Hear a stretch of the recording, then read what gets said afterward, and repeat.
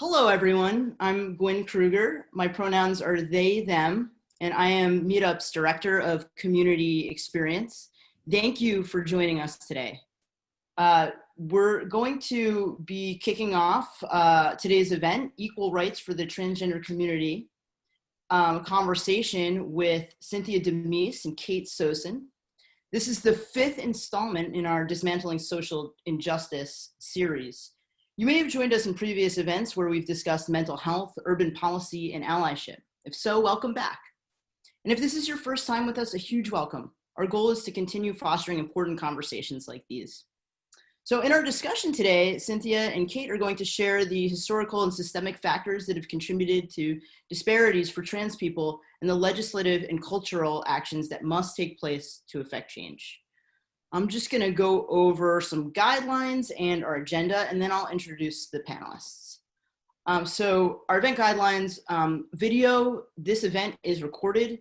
No participants will appear in video, so we've turned that off. We've also muted the audio of all of the participants in the event. As far as questions go, you can submit questions in the QA feature at the bottom of your screen if there's a question that you have for one of our panelists. At the end of this, we will be doing a QA section. So here's our agenda. As I said, we'll do an introduction, and then we'll head into our conversation with Cynthia and Kate, and then we'll cap it off with a Q&A session for about 15 minutes. Cool, so let me stop sharing my screen. Hang on. Technical. Trying to find my Zoom controls here. Whoop. There we go. Okay, here we are. All right, so I'm going to introduce the panelists. The first panelist, Cynthia Dames, pronouns are she and her. Cynthia is a founding member and project managing consultant for the New Pride Agenda, principal at Cynthia Dames Consulting LLC. She is an experienced former government affairs professional who provided progressive advocacy on behalf of health, human services, and social justice nonprofits in New York City and New York State. On behalf of her clients, Cynthia worked to solidify legislative and budgetary advances on issues including mental health, HIV, mental health domestic violence, criminal justice reform, and LGBT rights. She's currently the project manager for New Pride Agenda, where she led implementation of gender expression and Non-Discrimination Agenda. Cynthia has a BA from the University of Illinois School of Journalism and an MS from the University of Chicago School of Social Service. Also joining us, Kate Sosin, pronouns are they, them, LGBTQ+ reporter at the 19th, a new nonprofit, nonpartisan newsroom that reports on the intersection of gender, politics, and policy, and provides free reporting to major newsrooms across the nation. Kate produces hard news and investigative pieces on transgender rights, incarceration, politics, and public policy. They've conducted deep dive investigations into transgender prison abuse and homicides for NBC News. Their work has been featured in USA Today, NPR, PBS NewsHour, MSNBC, MTV News, The Daily Beast, Los Angeles Magazine. They previously worked at Logo TV, Into, and Windy City Times. Kate has a BA from Hampshire College in Western Mass, and they live with their partner in Los Angeles. So welcome, thank you for joining us. It's really good to meet you. So we're gonna head right into the discussion. So I'd love to kick this off with a very brief discussion on the population we're referring to when we talk about the transgender community. Kate, maybe you can start us off. From your perspective, what does the umbrella term transgender refer to when we apply it to a community or population? Yeah, when we talk about transgender, usually we're referring to anyone who doesn't identify with the gender that they were assigned at birth. So that could be someone who was assigned male when they were born, and then now they identify as female, or they were assigned female and now they identify as female, or anyone who maybe identifies in between. Not all people who don't identify with the gender they were assigned at birth might use the label transgender for themselves. So a lot of non-binary people might not use that term for themselves, but it really is an umbrella term now that just means someone where their gender just doesn't line up necessarily with the sex designation, the gender designation that were given at birth. Thanks for giving us those words to define it. And as far as, current state, there's so much happening in the world today. I mean, this week, it seems like a month, seems like a year of 2020. So we're seeing how marginalized communities are being affected at disproportionate rates, in particular, the transgender community. Cynthia, question for you, where are we today with civil rights for the transgender community? Just broad strokes. And maybe you can walk us through some of the legislative work that is being done today and how the transgender community is being impacted as a result of recent legislation. Thank you for having us. I'm with the New Pride Agenda, and it was formed after the dissolution of the old Empire State Pride Agenda in New York for the sole purpose of doing advocacy and education regarding transgender, non-conforming, non-binary communities, particularly communities of color. So I'm one of the founding members. We're recruiting for an executive director right now, but we're already both learning and starting to make an impact. I think from a national perspective, since you have an international audience, I'll start there. The Supreme Court did a ruling in 2020, recently, which in a 6-3 decision allowed the inclusion of people of transgender experience in the law associated with protecting discrimination associated with employment. So that was quite unusual that it was done this past year in a generally conservative Supreme Court. And one of the first times that language and acknowledgement of respect has been included in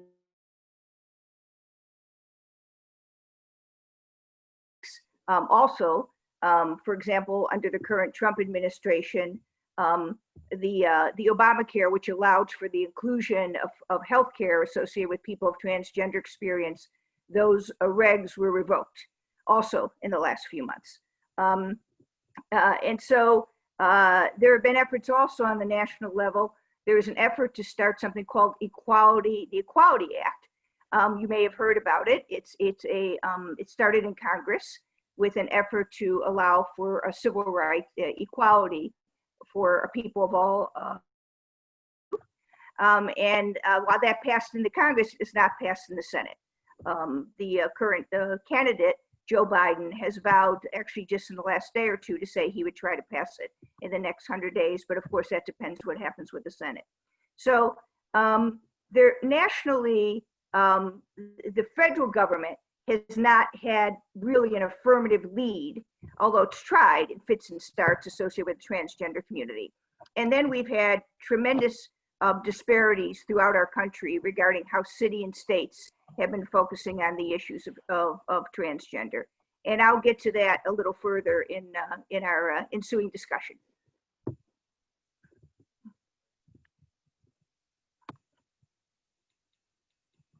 I muted myself. I have a lot of things happening in the background here, so I wanted to spare you all the background noise of like my family. Cynthia, can you kind of walk us through the history behind what's known as the Walking While Trans law and the transgender legal defense being enacted? Yes, and also just to add one notation regarding the national focus.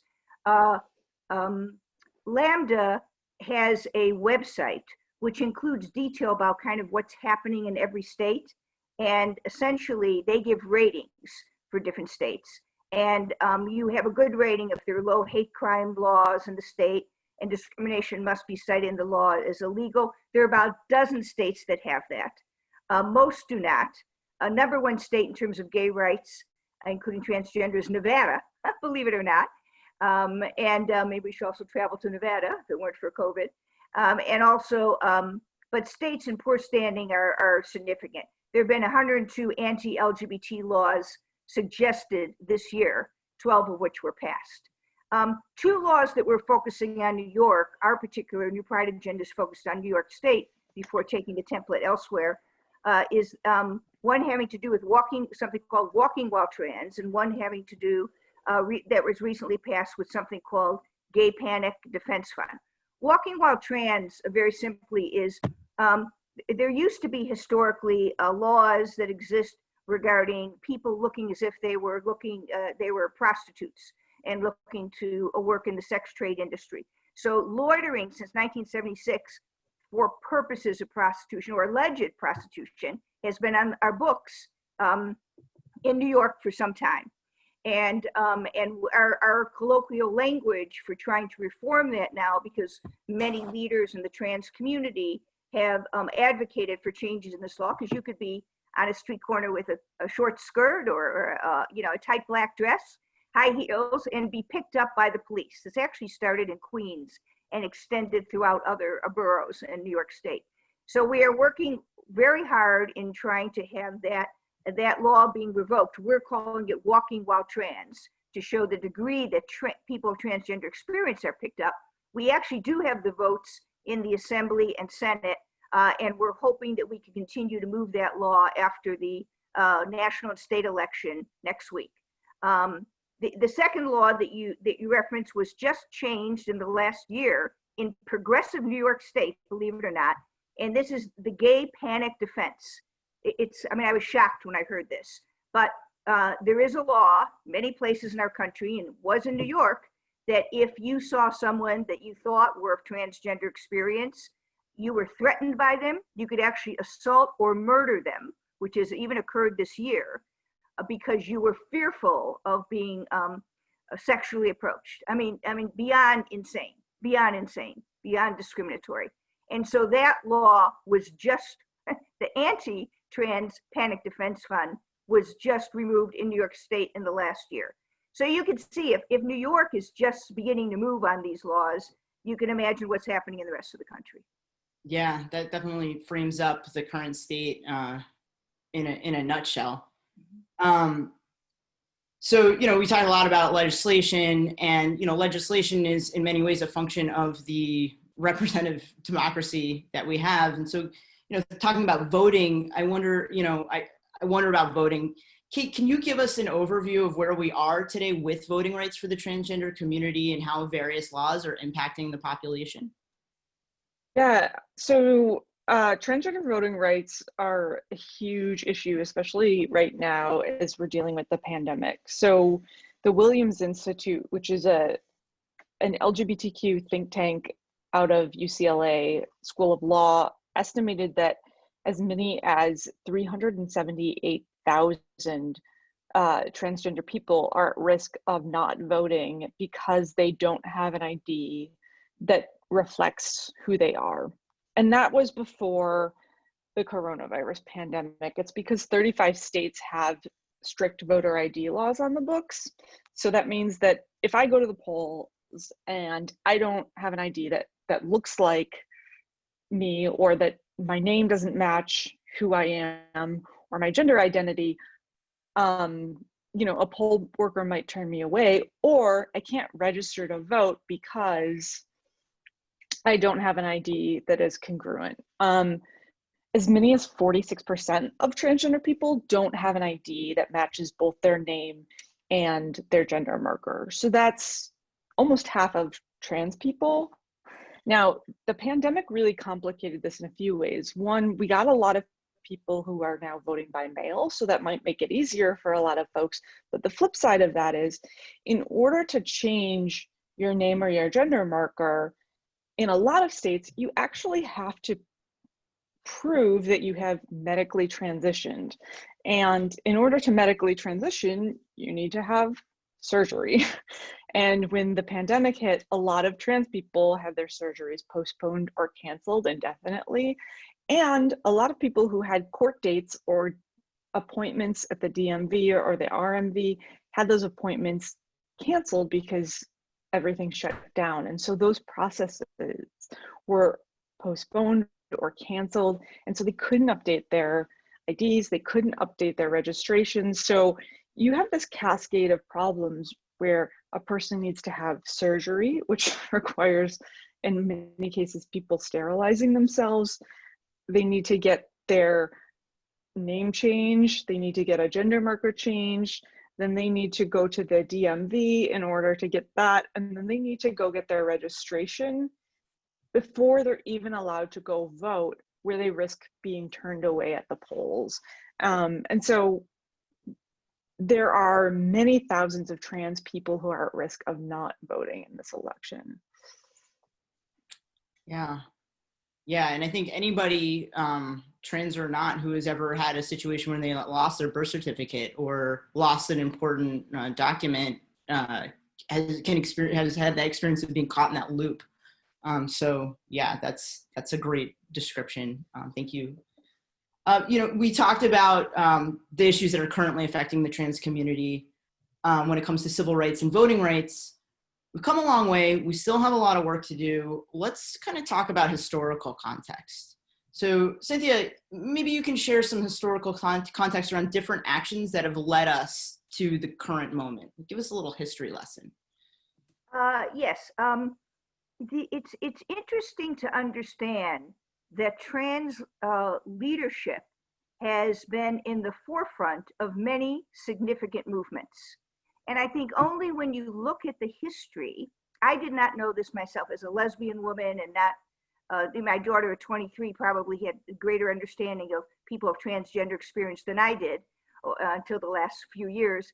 But as you understand the history, it's really quite remarkable. And that began in prison reform in California, led by trans Black women. The first to talk about the unjust treatment of confinement, what was happening behind the bars. It continued in something that I'm sure are known by many, which are the Stonewall Rebellion. Stonewall is an inn in the Village here in New York City. And, that the rebellion and the police riot, in effect, that tried to close Stonewall was led by members of transgender experience, transgender the community, who would hang there because they either were homeless or were choosing to leave their home because of discrimination and oppression, etc. And so they had a home away from home, to socialize, to hang out, to meet people, to relax, akin to anyone's, club or gathering place. And of course, when the police chose to attack the inn, there was a pushback and a riot, and much of that is credited for the beginning of the LGBTQ, the gay rights movement. In addition, much more recently, I know certainly not only here in New York City, but in different parts of the state, Rochester, Buffalo, etc., much of the energy regarding Black Lives Matter has been led by people of trans experience. So it's phenomenal that in terms of forcing systemic change and using a protestation or allowing yourself to be arrested has been very much in the forefront of what's important to disenfranchised people, and that the trans community has led this, not for years, for decades. Really quite remarkable. So I'm working off my separate notes here, which have just popped off. But basically, one comment, because I know we were talking with Janine earlier on from Meetup about kind of what changed in the 90s. It isn't as much that as, our Constitution was written by essentially wealthy white men, many of whom were slave owners, privileged, and they didn't even consider women as equal to them, let alone people of color, let alone LGBT, let alone trans. I mean, it was the beginning of our country, let alone Jewish, let alone too fat, too thin, I don't know. And so basically, we have a history which aspires to inclusion and freedom, and has continued to try, with some bumps in the road most recently, to continue that evolution. But the notion of really fully included, people that were Italian weren't included, or were Irish weren't included. That's been the history of our country. And it's even more profound now when we focus on people of color, LGBTQ, and particularly people of transgender experience. Yeah, absolutely. Thank you. You know, and kind of along those lines, you know, there's always been, you know, violence and discrimination in our country towards communities of Black and brown people and gay and transgendered people. Do you feel like, you know, anything has changed? If it changed, why did it change? Cynthia, like, do you have any kind of thoughts on what's going on today versus what's gone on in the past? I think my biggest hope is what has been evolving from the Black Lives Matter movement. I mean, when America saw on live TV the killing of a Black individual, starting with someone that had perhaps some mental health issues, and continue to see, you know, the storming of individuals who were in their home when police, you know, came in without an appropriate knock and indicate who you are, and the kind of killings that have gone on for transgender people around the country. I think that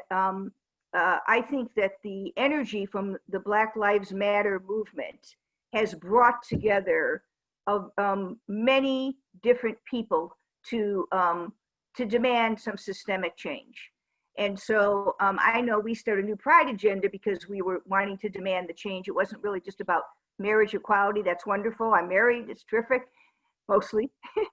but basically, it's about discrimination. The most profound being with people of transgender community. So I think that there's a groundswell of people that are just stunned by what's happening, are sickened by it, are uncomfortable with it. And we did enormous amount of police reform in New York over the summer as a result of the energy created by Black Lives Movement. So I would say I'm most optimistic about the energy that has come out of that, largely from young people and people of diverse color and backgrounds. And so my money's on them. Yeah, I can echo that. And also, you know, I'd say that like we do have a lot of work to do, right? Especially with, you know, this year, we're already at record breaking levels of transgendered people being identified, people being murdered, you know, year over year. I think it's something like a 50% increase. And the overwhelming majority of those folks are Black and brown people. So there's a lot of work to do, and we all have it cut out for us. Shifting back to voting rights, Kate, can you tell us a little bit about the history of voting rights for the transgender community, when the voting rights changed? Kind of take us through that. Yeah, so this is, it's pretty complicated, and that voting rights for trans people sort of shift and change as awareness of trans people kind of shifts and changes, right? And there, a lot of people ask, well, when did trans voter suppression begin? And the answer is that there was not really a concerted effort to suppress trans voters. I don't think people conceived of trans people as a significant voting bloc because we don't really conceive of trans people as a significant population, right? Like we think of trans people as such an oddity, like we cannot conceive of trans people as a voting bloc. There are almost 1 million trans eligible voters in this election. So the laws that impact trans folks who vote are really myriad, and there's a patchwork, and it's different in every single state. And so, you know, in the 1980s, transsexualism is added to the DSM, right? So it becomes like a condition that you can, and 10 years later, the World Health Organization follows suit. And so we start having all these laws and regulations regulating trans life. And and we start seeing these laws that sort of really impact the way that trans people can move about the world. The Vital Statistics Act in 1977 had language on changing sex designations on birth certificates,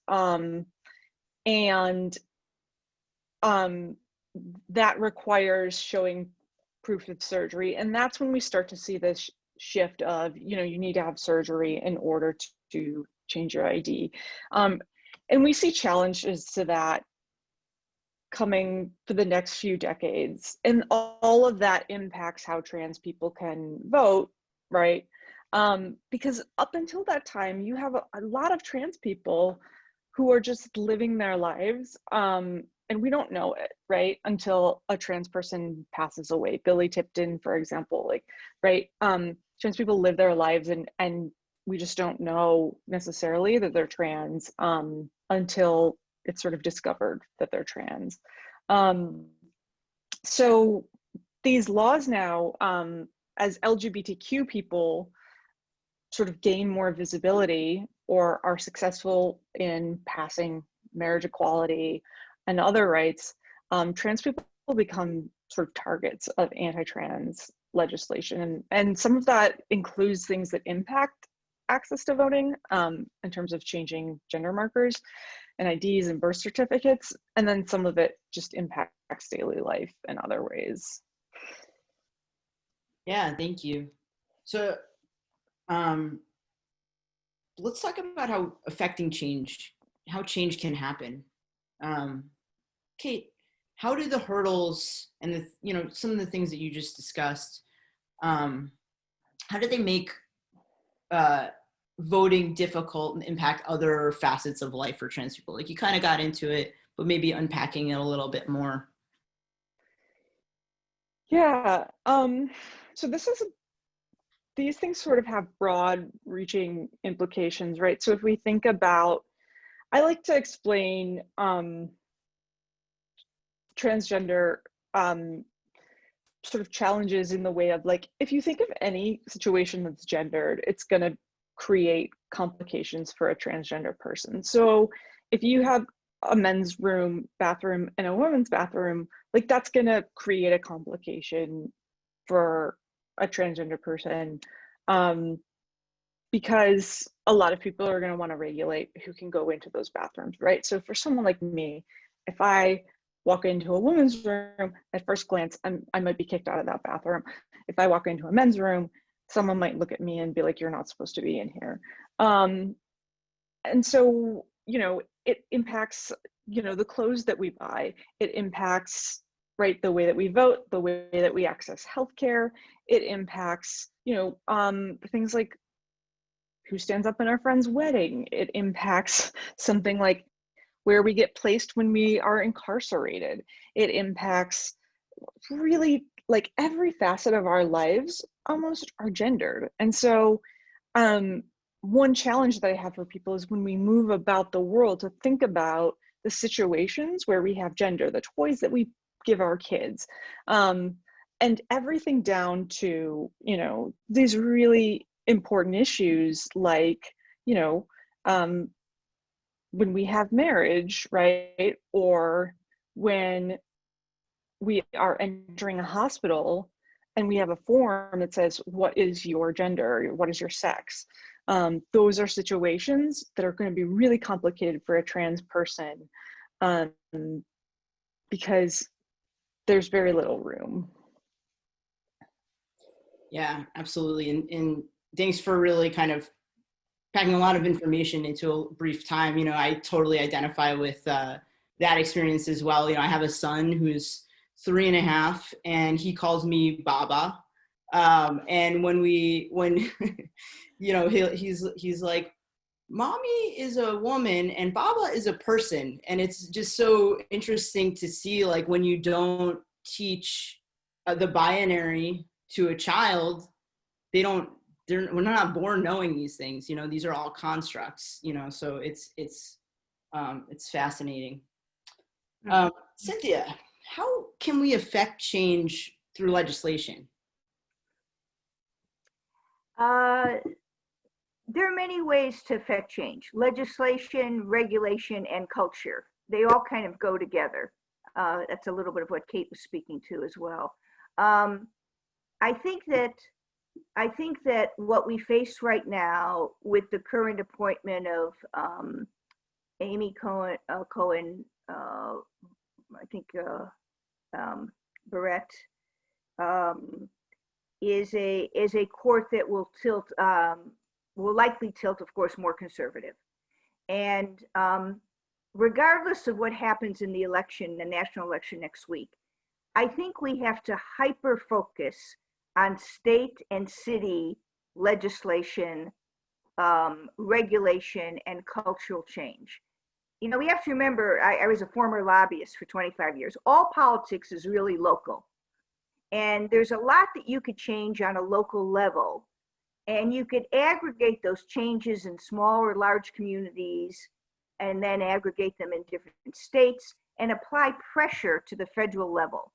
But even if the federal level is stalled or going negative, you could change things in local communities. And so I think we need a hyper focus on issues associated with LGBTQ, the trans community particularly, in smaller cohorts, in smaller units, in smaller communities. So state at the largest level.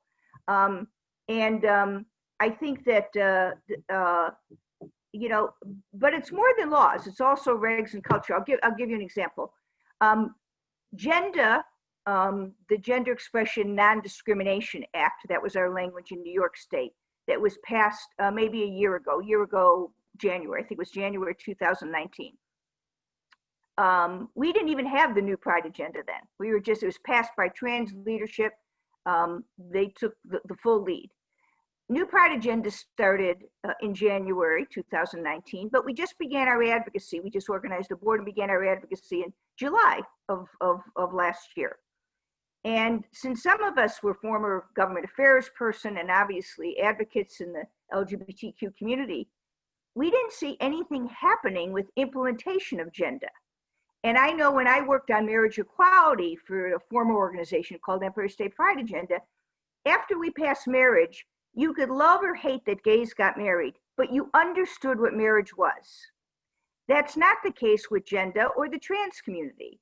So basically, if we had New Pride Agenda, 20 meetings with the governor's office, with legislative and assembly leaders, to have them understand that we needed a plan for implementation, regulation and implementation, and help with cultural change.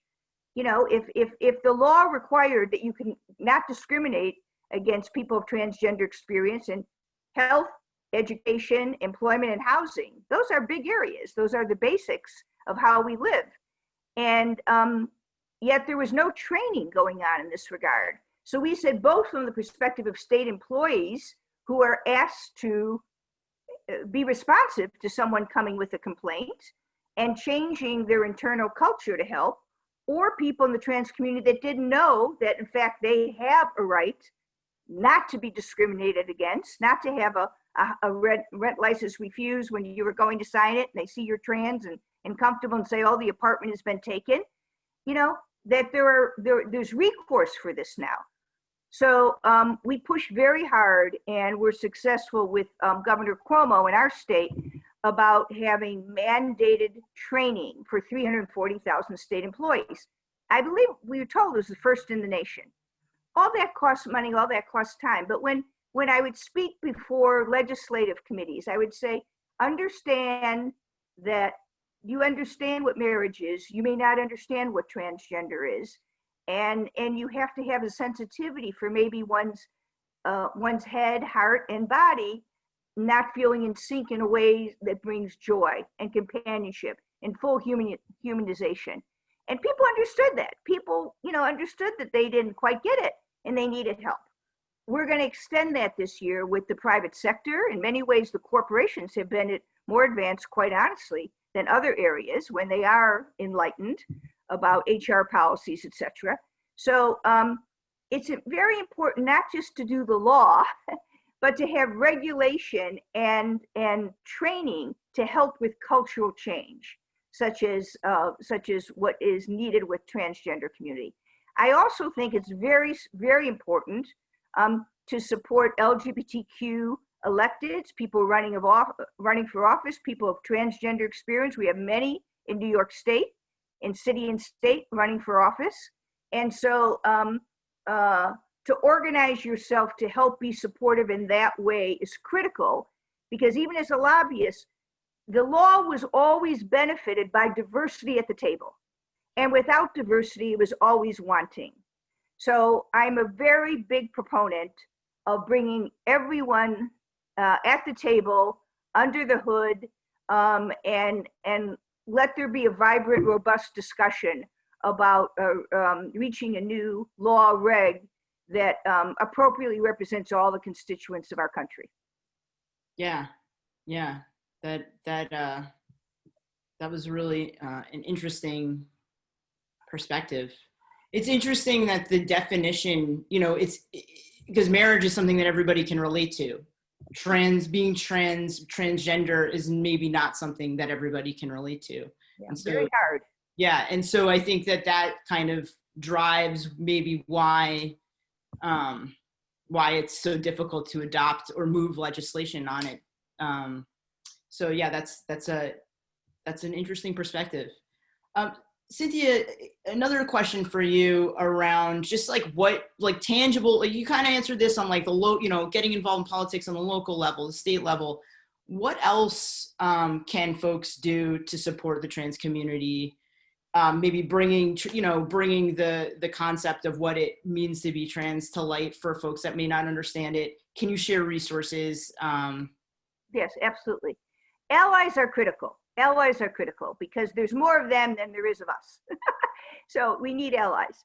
And so, basically, I think I outlined it very simple when Meetup asked me that question.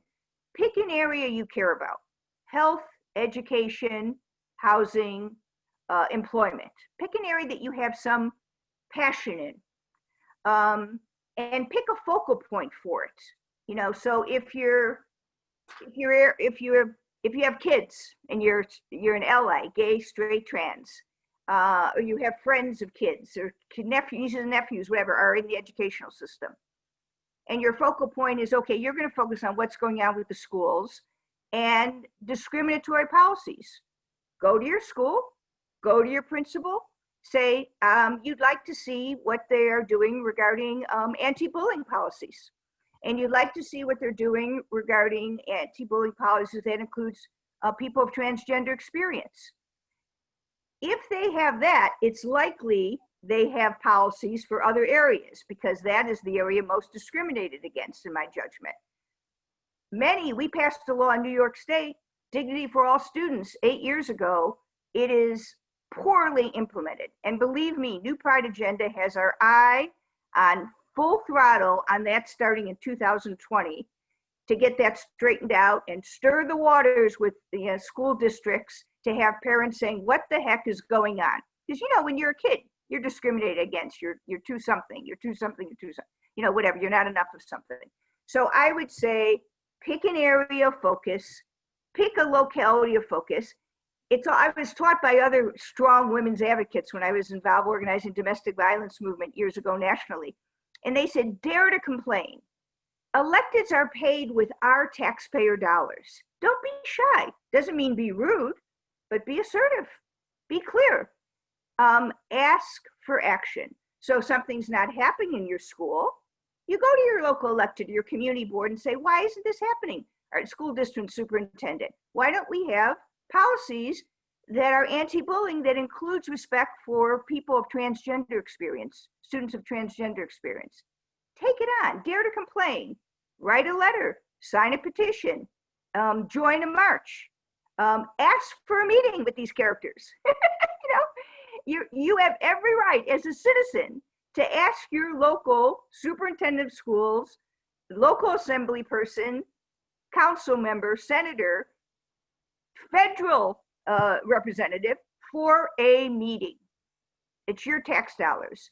So I always remember that that saying, dare to complain, be brave, and ask questions. You'll be shocked that you could actually maybe not get the answers you want, but begin to find other allies that will ask too. And there's only two things that really move people in power and electeds, and it's demands from those they represent and or dollars. That's 100% true with elected officials. So you have the power to move them. It's votes, dollars, complaints. It's the way our system is set up. Yeah, dare to complain. I love Dare it. to complain. It's going to be my new motto. Kate, along the same lines, what are others doing to affect change and support the trans community when it comes to voting, voting rights, anything else? Yeah, so the ACLU actually has an expert who's working on this specifically when it comes to IDs. Arlie Christian has been behind a lot of the laws changing IDs, getting gender marker X's in lots of states. So now you can get on your driver's license, in addition to an M for male or an F for female, a gender marker X. So if you want a gender neutral ID, you can get that in a lot of states. And also they are tracking states where this is difficult. Trans Lifeline is another organization that is offering micro grants to people so that they can change their gender ID, get their birth certificate, their name changed. And they have a complete list of basically every jurisdiction in the country and what that law is in order to update your documentation. So if you live in any part of the country and you want to know what it's going to take to update your ID, you can go to Trans Lifeline, you can check it out there. And if you can't afford the few $100s to update your ID, you can, apply to them, and they are funding people so that they can update their documentation to make it easier. And LGBTQ organizations across the country are trying to change this. Lambda Legal has sued the federal government over and over and over again and won to get passports changed so that they will offer gender marker X's on passports. The federal government is still refusing to do that, even though they've lost that lawsuit repeatedly. Organizations, LGBTQ groups, and ally groups are working on this, and it is changing. It is getting easier, but it's a long road, and it's patchwork. And I think Cynthia alluded to this, but and talked a lot about it, but these are a patchwork of different laws, but the Equality Act, if this passes, will be the biggest piece of LGBTQ legislation ever passed. I think a lot of people think that LGBTQ people are protected from, being denied housing or denied service in a restaurant, but that's actually less than half the country is protected under laws. There are no federal laws. Congress has almost passed nothing that protects LGBTQ people. The only LGBTQ legislation that Congress has ever passed is the Matthew Shepard and James Byrd Jr. Hate Crime Act, which is now controversial. A lot of LGBTQ organizations are not crazy about hate crimes legislation because, we've seen a movement against police.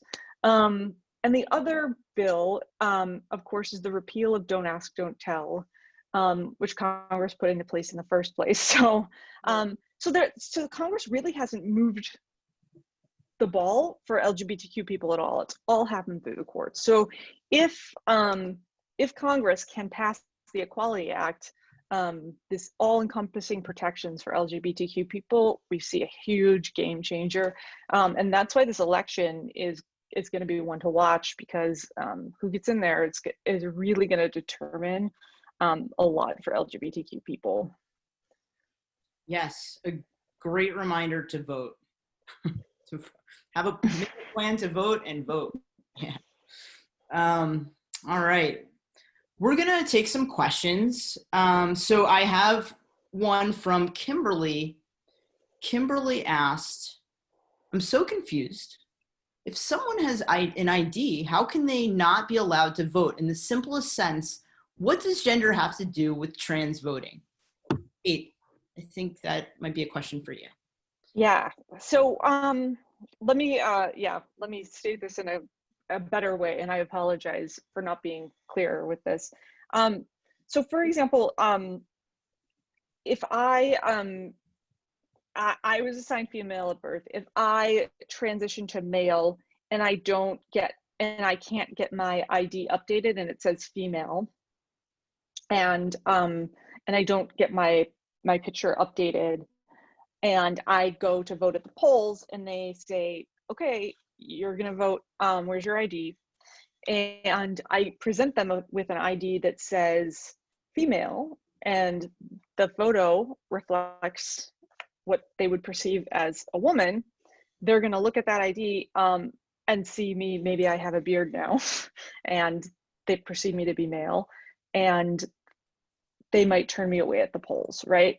So when someone transitions medically, or they don't reflect the gender that you're expecting to see, if their ID reflects something else, they might be turned away, right? So if there's a difference between what the ID says and what that person is presenting, there's going to be an incongruence, and a poll worker could turn them away. And the same thing happens with registrations. I hope that's clearer. Yeah, thank you. Okay. Thank you. Sure. Brian asked, understanding that most Western countries' governments are secular, how do you think the news of the Pope supporting civil unions affects overall policy and acceptance for LGBTQI plus couples to marry / enter into civil unions, if at all? Maybe Cynthia, you might have something to share on that. I think that I was surprised by the comment, actually. And I think I was raised Catholic. And I think that for those of Catholic faith, maybe allies, maybe from the queer community as well, that it could have signified, a level of hope or acceptance for those that view us positively. But from another perspective, when I worked on marriage equality, there were a lot of discussions of civil unions in New York State, and that was just not acceptable. We wanted full equality, and wanted to use the same language, in part just a little bit like what I was saying earlier. People understand culturally certain language, and along with rights that may be associated with it, like an ID for voting, it doesn't help to add a complication to what is a complicated story. So I think that I don't know what ramification it would have in other states around our country. I'm less informed about that. It would not have been acceptable in New York State. Got it. Thank you. Another question from Dominic. To what extent does the LGBTQI plus community help support the trans community, or the LGB community help support the trans community, do you think? Is there scope for more joined up campaigning, for example? I guess I open that up to either of you. Yeah, Cynthia, go ahead. Yeah, I'd like to jump in there. Yep. I think that, the reason that we formed the new Pride agenda was to address transgender, non-conforming, non-binary communities, people that are less resourced, people of color. And I think that, I think historically, that the sort of traditional white resourced gay community has not been supportive of the transgender community. And I think there are some of us that want to create a bridge which is certainly what we're trying to do in New York, and bring our resources, our knowledge of government affairs, our knowledge of corporate America, our knowledge of marketing, whatever we have, being white and a little older and having been around the bush and, you know, maybe having worked out of Rolodexes, you know, who the hell even remembers what that is anymore, with wonderful, young, energized people of alternative lifestyle experience and colors and economic status, and incorporate our access and ability to bring resources and knowledge to the table with their ideas and their demands. And so I would say historically we have failed as a white gay community, but I will certainly say that the new Pride agenda was formed to address this very reason. And I would ask you to look at our website, www.newprideagenda.org. Take a moment, look at our board of directors, look at any of our virtual town halls, pick one on sex work, on immigration, on COVID and mental health, on civic engagement we did last week. Pick an area, spend 40 minutes looking at a town hall, and understand that there are people that are trying to do systemic change, that are bridging different generations and trying to make a difference. I invite you to look. I ask you to consider making a donation. We're a startup. We're only a year and a half in. We have one full-time employee, Ahmed Mohammed. I'm working pro bono, but we hope to hire an ED, executive director, in January, an upstate organizer. And whatever we are learning here, our value system is a promise to take that information and template and share it with other states, share it with others. So the short answer is I think we have historically failed, and some of us, young, old, and middle age of all colors, are trying to correct that. And another question for Cynthia, along this similar lines, but a little bit more specific. I lived in New York when Genda was passed, thank you, but now I'm in a state that does not have the same protections, and as a result have effectively lost my health insurance. The company charges every month for the policy, but covers 0% of my mental, physical, prescription care-related gender dysphoria and transition. What options do I have?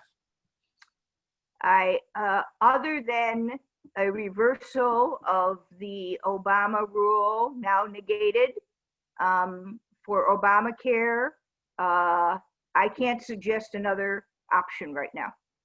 And that's where the benefit of a national presence fundamentally matters, particularly if you're in a state that's less progressive, less understanding, less permissive. You can, of course, begin an effort regarding state legislation. That also is long ball.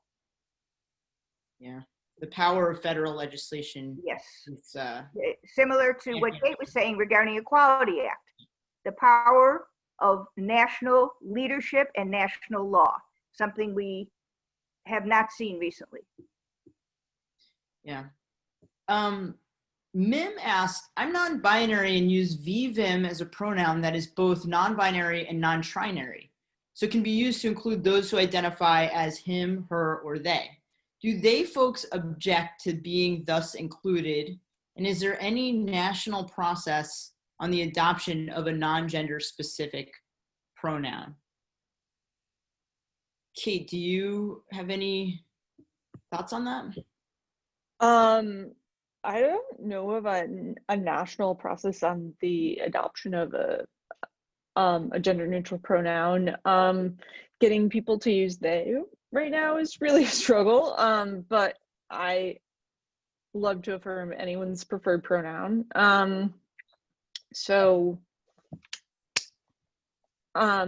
Yeah, I don't have any issues with anyone using whatever pronoun they like. I will say, I imagine that there's a lot of folks out there who maybe haven't used they, them pronouns, or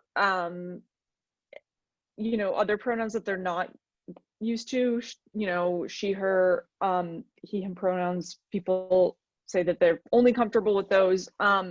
And the the thing that I advise a lot of people is, you know, if someone cuts you off in the car and you don't know who that is, you'll automatically be like, they just cut me off. So you use they them pronouns all the time and you don't really know it. People will be like, well, I'm old, just bear with me. Like, I just, I can't anymore. All these things, they keep changing. And it's like, no, they them pronouns have really been around. It's like Chaucer, they're so old.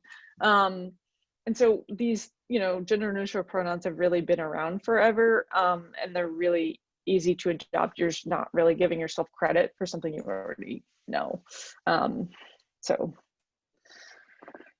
Yeah, I similarly have had a struggle with folks, particularly like folks in my family, my parents, older folks, adopting the pronouns. And what really is the trick is just practicing as much as possible, referring to the person with the pronouns and just practicing.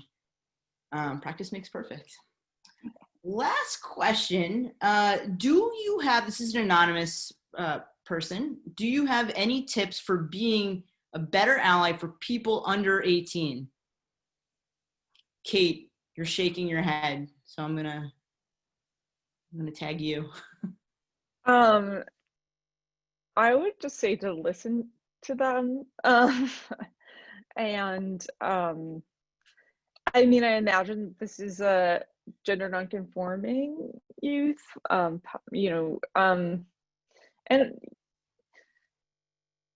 it's so funny, I've heard from a lot of parents who are like, well, I just want to protect my kids, so I like try to make sure that they're like conforming because I don't want them to get bullied or beat up.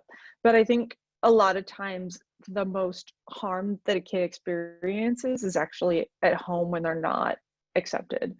Like that's the most amount of pain. Like you could be, the world could be awful, but if your people love you and affirm you, like you're walking on air.